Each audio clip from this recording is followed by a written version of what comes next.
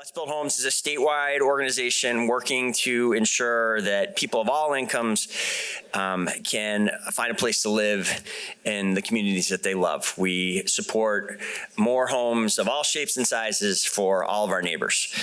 Vermont has a housing shortage.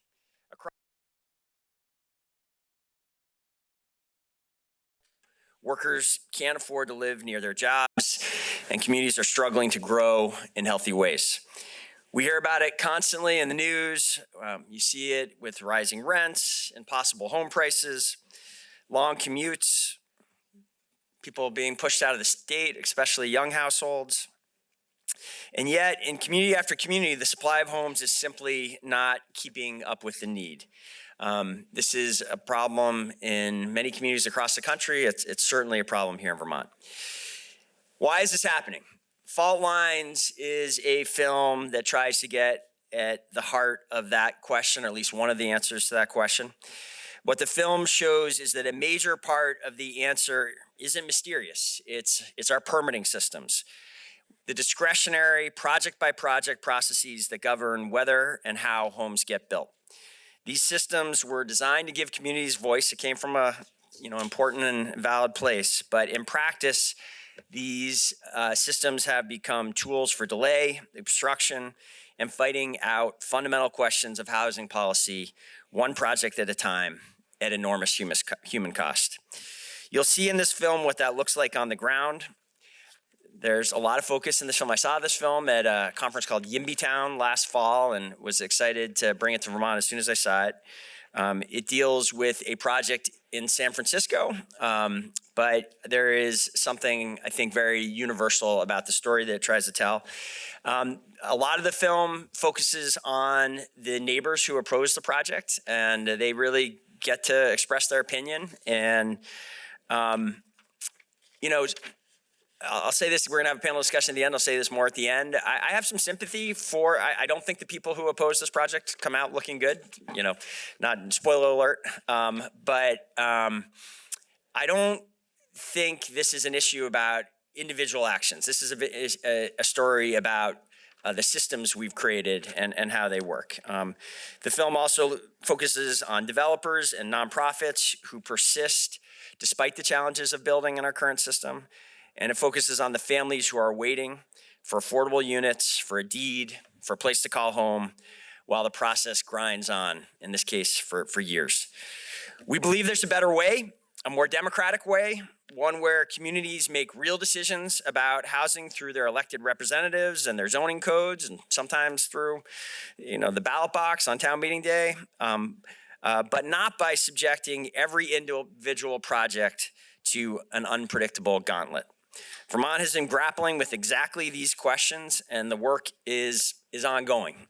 There's a big debate happening about this in Montpelier right now. Our hope tonight is that Fault Lines sparks the kind of honest conversation we need about what our systems are actually producing, who bears the cost, and what it would take to do better.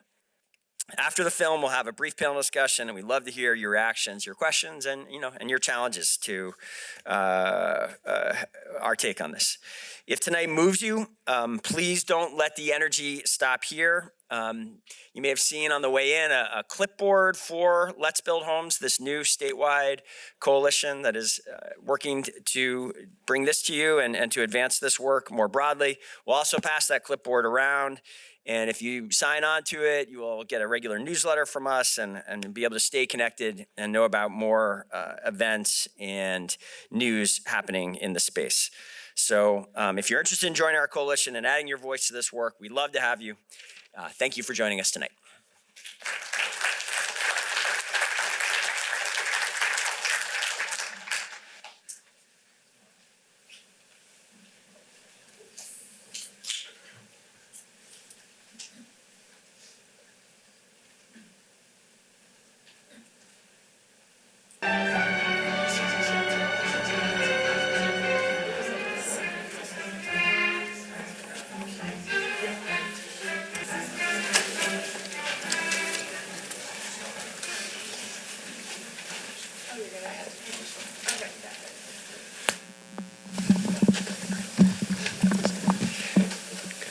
Okay, we're going to try to jump in with some conversation. I know it's late. Thank you. We're encouraged by how many people came out tonight. Thank you those that can stay for some discussion. I'm Miro, Weinberger, the chair of Let's Build Homes, this new statewide pro-homes organization. And I'm joined now in this discussion by Kevin Chu, who's the executive director of the Vermont Futures Project, and Kathy Beyer, who is a long-time affordable housing developer here in Vermont at the organization now known as Evernorth, previously known as Housing Vermont. And why don't you guys come on up and we'll jump right in. You're gonna have to share a microphone. That's okay. I think our hope is to tie what we just watched, which is obviously in some ways a very different context, about a much larger community, about political dramas and systems that are unique and different from ours in some ways, but to try to discuss at least whether there's something from this film that applies here. And Kevin, you've done a lot of work and with data and a lot of thinking about how the state has been growing or not growing. And when you see this story and what they're battling in California, does it resonate with you as similar to Vermont's challenges? Certainly. Hello, everyone. My name is Kevin Chu. I'm the executive director of the Vermont Futures Project. But before that lofty title, I just want to humanize what we saw by sharing a personal story. So my parents immigrated from Southeast China to Vermont back in 1986. And I'm so glad they did. I feel very lucky that they ended up in Vermont and were able to find opportunity and realize their American dream. And part of that was housing. I grew up in affordable housing. The Northgate development at the end of North Avenue, that's where I grew up. And it provided a foundation for me to then have a stable life and access education and participate in sports and go on to Middlebury College. And now I'm here on this panel in front of you today. It's like, what an incredible journey that has been. So when I see this film and I look at data, I see myself reflected in that. On the data front, the Futures Project launched an economic action plan about a year ago, and it was an analysis of how we got to where we are today and where Vermont might go if current trends hold, right? But the beauty is data isn't destiny. If we don't like the direction of those trend lines, we can choose different paths forward. So what do the data say? Well, if Vermont doesn't grow, then here are the possible outcomes. Things will either become increasingly less affordable, or we're going to start losing some critical services and programs, or at least see a significant reduction.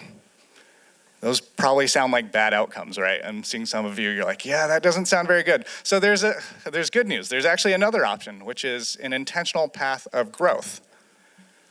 It's choosing the path of abundance, that more people is part of the solution, and in order to enable that, we need more housing. But it's not enough to just say we need more people, or we need more houses. And this is where the data part is so powerful, because we can actually quantify those things. We can quantify the workforce shortage. We can then calculate how many homes do we need. And if we can set those targets and then start taking actions at a scale that's necessary to achieve those long-term goals, we can turn it around. We can shape the future. Great. Thank you, Kevin. Kathy, I know that you have been through some permitting fights in your time as a developer. Not always. Some projects are embraced and don't face this kind of drama. But did this bring back any memories for you? Do you think did you find that an accurate description of what it's like to battle over a project in any way? I'm not going to sleep well tonight. PTSD. Yeah, I mean, not at the scale you're seeing in San Francisco, because we don't build 400 units hardly anywhere. But yeah, unfortunately, we do see that play out, and particularly for multifamily housing. It often is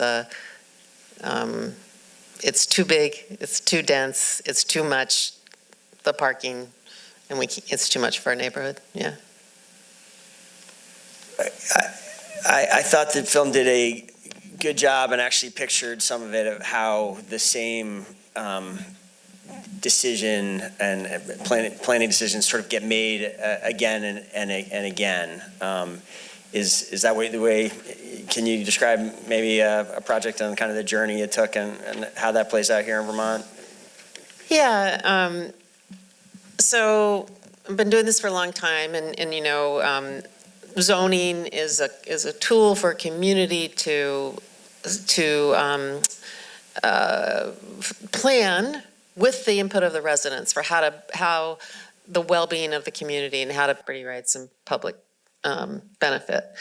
And communities go through all across Vermont, go through this planning process and often say, this is where we want our housing to build. In particular, this is where we want more dense housing built, often located close to grocery stores or schools.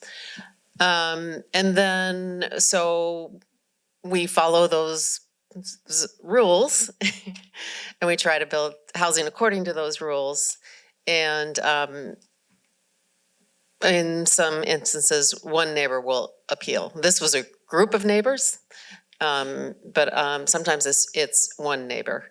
And what happened to the most recent one, and unfortunately my company's been involved in more than a handful of these, but in the community of Putney, we were trying to build 25 homes located right across from the Putney Food Co-op, if you've ever been there. The community had done a ton of planning about this is where we want our housing built. And when we went in front of the local development review board, very strong community support and a unanimous decision actually by the local board. And one neighbor appealed. And that appeal took 18 months to resolve, a ton of money. It cost us a ton of money. And the other thing is that the people who aren't at the table are the 25 households who wanted to move in. And we're going to finish construction this summer, and they are going to move in this summer. But you know, that's the biggest impact, and they aren't even given a voice.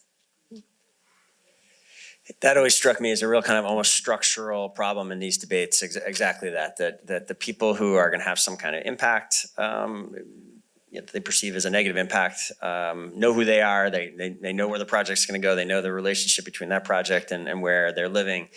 The people who are going to benefit from the project are going to benefit in very profound and significant ways, but those people may not even be living in the community at the time. I mean, it's going to be years before the project is built, and that is part of what Let's Build Homes is trying to do, is to address some of that structural imbalance and be a voice that comes out and bring support to projects to kind of represent those people who will benefit, that don't even know they're going to benefit yet.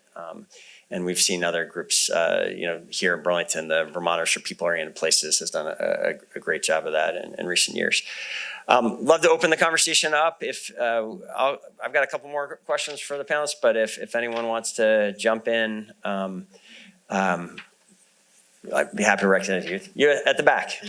What's your marketing budget? It feels like a lot of the effort is going on in the background, and most of the people who don't want this to be in their neighborhoods or in their communities don't fully understand the impact. And it's because they had a bad landlord once, or they had a bad development once, and they can't see the forest between the trees. It's like, how do we get this message out to the community as to the benefit or whatever is holding them back? Great question. To answer your question literally, I mean, Let's Build Homes is trying to build a six-figure budget. We've hired a small professional team to try to get the word out about these decisions when they're being made, whether they're being made in Montpelier or at the local level. But it's a big job, and it's going to be a grassroots effort. And it's going to take a lot of folks, but we are trying to bring some resources to it. I just want to follow up on that because it's a great question. Often when someone or a group of people show up to oppose housing, it's because they perceive some sort of potential harm to their status quo, right? And we need to do a better job collectively on communicating what are the broader benefits. Even to the people that think they might be harmed by it, they're probably benefiting in some way too. Like, raise your hand if you're excited about double-digit increases to property tax year after year. Yeah, no one put their hand up, right? And that's linked to some of the demographic problems and the lack of growth of housing in the grand lists, and that shows up in our education funding system. So the people who are opposing housing, they might not understand the connections between those dots, but they'll probably tell you they don't like their property tax rates going up, right? So let's connect those dots and communicate the benefits. How many of you are excited about the cost of healthcare in Vermont? How many of you are satisfied with the level of access to healthcare in Vermont? These are all connected. This is part of why we put that economic action plan out, right? Because we feel and talk about all of these symptoms, and we don't spend enough time addressing the root causes and showing how they're connected. Chuck, go ahead. In terms of the marketing budget, you're still always so shy about this. One way to increase the marketing budget, or just the whole effort, is everybody make a contribution. He's shy about asking for money. That's what we need to do. You know, Thank you, Chuck. This was a beautiful film, and it focused on kind of a more urban place. I think it's really important for potential for housing in more rural areas. We really need to be talking about that. I'm from Jericho. Last year, the average cost of a house built in Jericho last year was $963,000, which is exactly what the town plan was designed to produce, written under the guidance and the approval of the Chittenden County Regional Planning Commission, because they just simply can't imagine housing in more rural areas. We have 9 house developments going out all over, 9 single-family homes with a total of 40 or 45 bedrooms. But Jericho says, oh, we can't put a triplex there because you don't have the water or sewer. And we just have been called, after 50 years of exclusionary zoning, we can't imagine apartments, in a rural area. Or anything, triplex, fourplex. Triplexes are illegal in over 2/3 of Jericho's land area. Condos and townhouses are illegal in 86% of Jericho's residentially zoned land area. There's a lot of potential there, and I think we just keep on letting Jericho and Richmond and Charlotte and Underhill kind of off the hook. All right, there's so many hands. I don't have a fair way of doing this, but you here in the middle. Go ahead. Yes, you. Oh, sorry, I was putting this.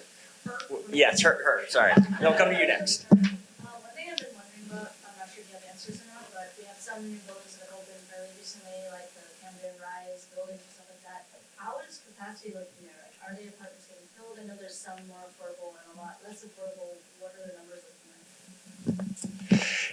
I have some sense that, and there's some good news here. There has been quite a bit built in Chittenden County in recent years. There has been a real shift, and part of that comes back to some policy decisions we'll talk a little bit more about, and the very low vacancy rate that Burlington and Chittenden County has had for many years is in a period now where it does seem to be ticking up a little bit. We've gone from several years coming out of the pandemic with a vacancy rate of less than 1%, which is, I think all experts would agree, is unhealthily low and is the kind of environment where there can be steep price increases year over year. And other negative impacts of just how much scarcity there is. There seems to be some alleviation of that pressure. I think the last Allen and Brooks report, which is the best data I know. I don't know, Kevin, you're the data guy. I don't know if you know better, but Housingdata.org. I think the most recent December figures were maybe up around 4%, which is higher than we've seen in a long time. And I'm hearing anecdotally, I'm hearing property owners, landlords voice some concern and more difficulty filling units. We had another experience, when I was mayor, we had another experience with this back in the 2014 period. There was actually a big project that came online then, the 194 St. Paul Street project. Sorry, I think that was 2016. And that was about 100 new units that came on all at once. And that year too, there were property owners had more difficulty. They had to compete more for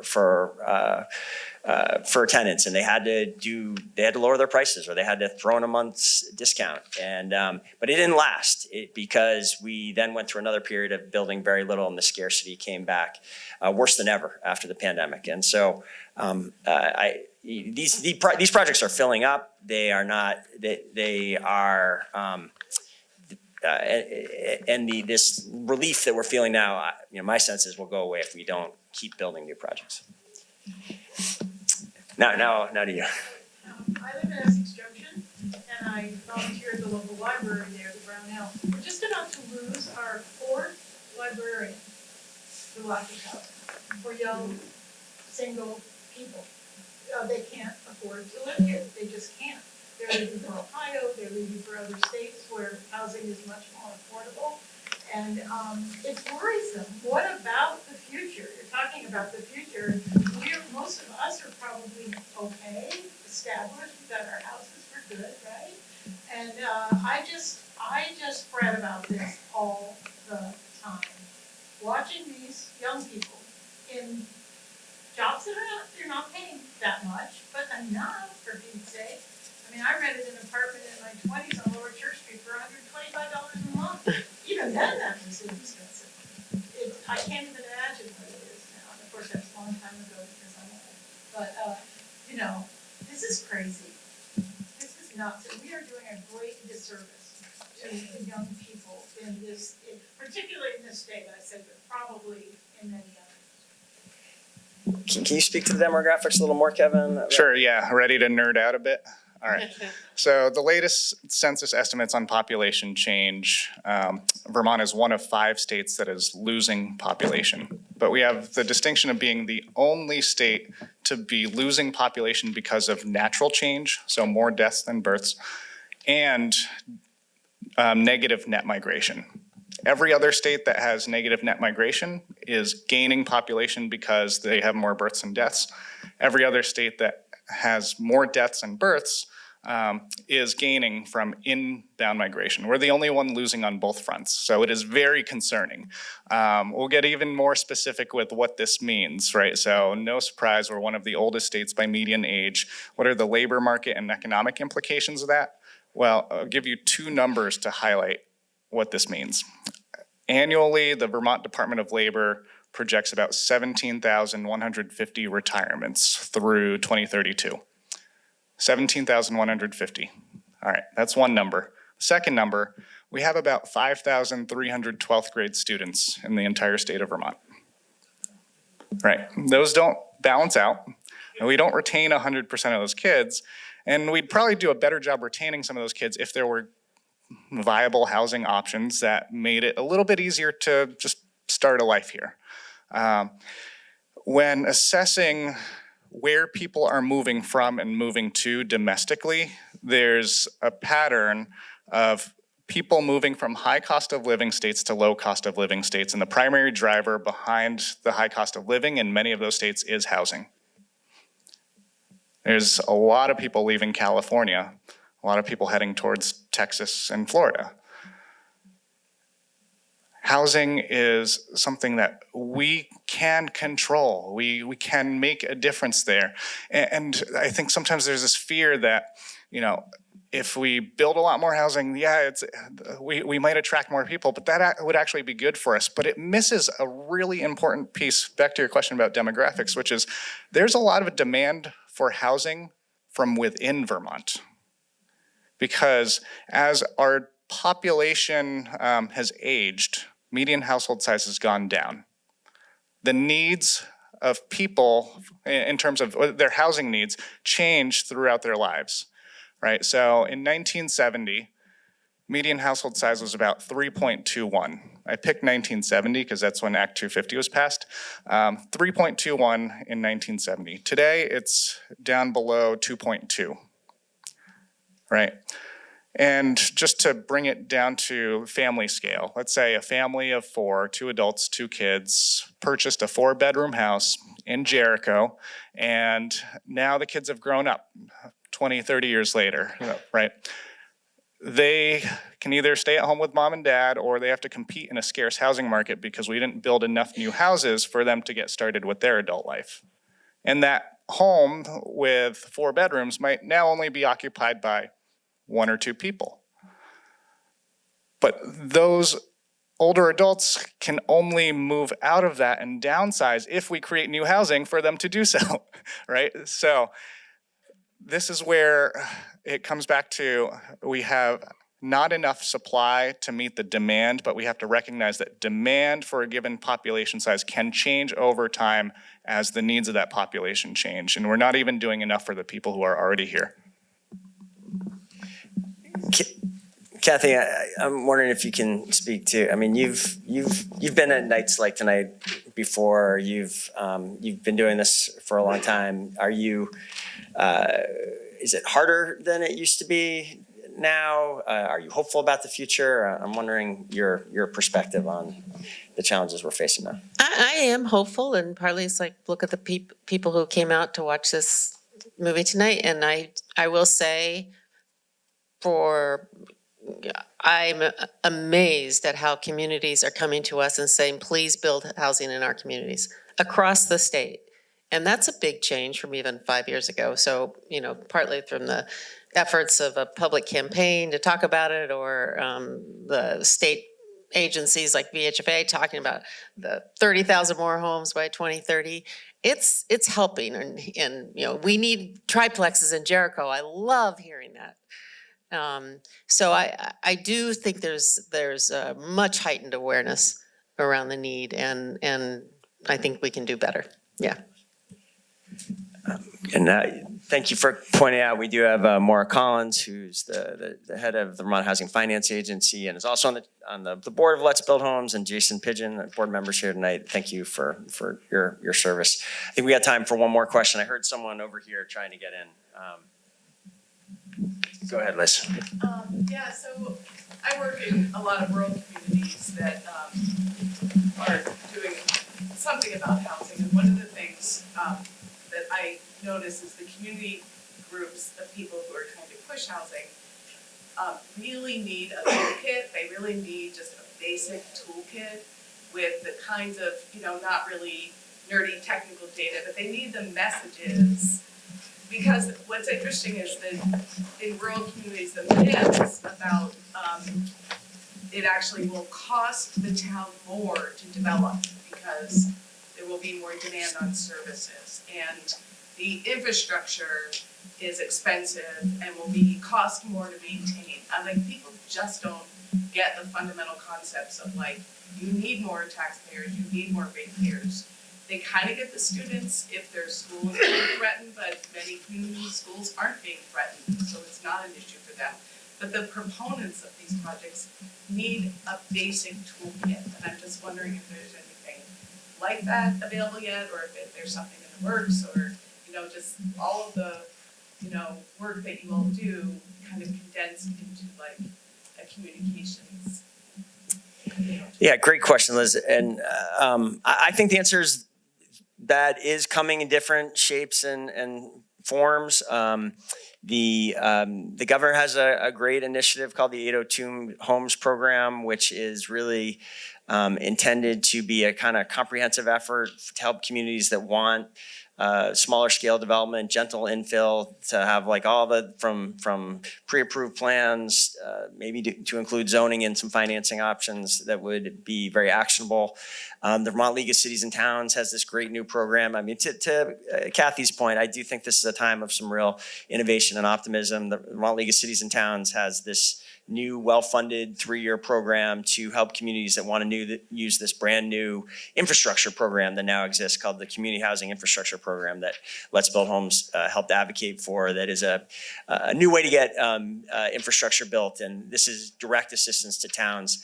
We just hired a new field organizer on Monday, and I do see us putting out new fact sheets and new tools is something we hope to do soon. I'm going to close with just one last point. I'll stick around if people have additional questions they want to ask me. I do just want to, the next kind of big idea that Let's Build Homes is trying to drive is very much on point with this permitting issue of discretionary review, this idea that we make the same decision as communities again and again. There's a different way to do it. Burlington actually is in some ways is implemented. The reason there is some more stuff getting built now in part is that it is much harder to appeal projects in downtown Burlington because we moved our zoning to be all about clear and objective standards. Sometimes too many rules and objective standards.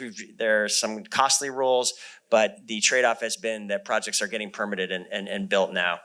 We have a concept to try to take that statewide. And so I will close with a pitch. We'd love to have you sign up for to be part of this coalition. Jordan will have the clipboard at the back if you haven't signed up. We do have a way to donate as well, though we have also been fortunate. We've been bringing some national foundation money in, so we're building a base for this, and we intend to be in this fight for the long haul. So thank you all for coming out tonight. I really appreciate you being with us.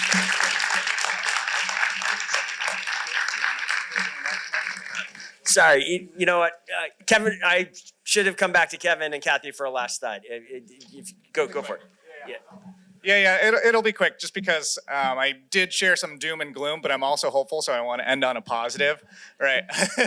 We see the rise in housing prices, right? And that is part of why we're here, and we want to solve that. But I also want to say that within that, there is a glimmer of hope in that it's signaling to us there's demand for Vermont. People want to be here, whether it's people who grew up here or people from elsewhere that want to come here. And that to me is an opportunity, that is a moment that we have to step up to meet that demand. And if we can do that, then we can build that future. As I take a look at the data of who has been moving here, it's mostly been people within the 25 to 44 age range. Working age folks. Yeah, it was a surprise to me too. But if that isn't a glimmer of hope, then I don't know what is.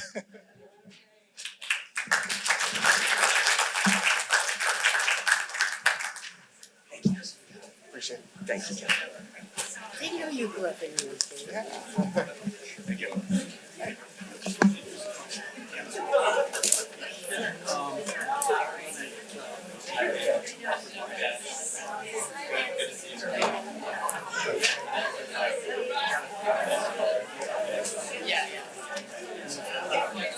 I'll give my comments. Great event. Awesome. Well done. Yeah. Thanks so much. Yeah. Good work. We'll see you. Well, congrats again. Thank you. I appreciate it. This was really great. Hi, this.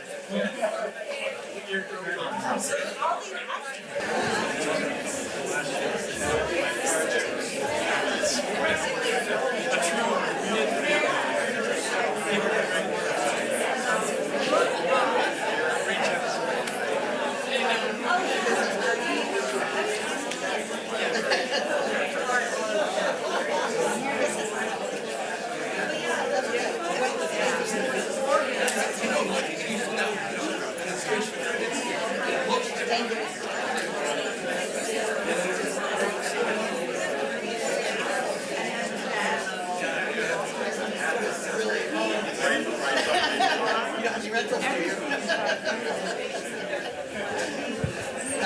my